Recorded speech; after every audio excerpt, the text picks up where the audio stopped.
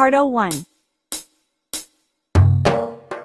Saya mengambil kesempatan ini untuk menghargai pengorbanan dan usaha guru-guru di SKTSA dengan PIBG menganjurkan program membuat bubur lambuk khas untuk anak-anak kita seramai lebih kurang 900 orang dan lebih kurang 110 orang guru dan kaki tangan. Tujuan kami hanyalah satu, untuk menghargai dan berterima kasih kepada pengorbanan cikgu-cikgu semua. Terima kasih. Bubur lambuk pun tidak dapat membalas jasa-jasa cikgu semua.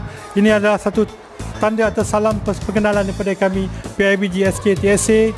Saya juga ingin mengucapkan jutaan terima kasih kepada grup Ibu Prihatin selaku sarana ibu bapa yang menyumbang tenaga, wang ringgit, peralatan segala-galanya untuk membuktikan komitmen jutu mereka kepada pihak sekolah. Sekian daripada saya, terima kasih sekali lagi. Salam Ramadan, Selamat Hari Raya, maaf zahir batin. Alhamdulillah, kita hari ini dah selesai mengedarkan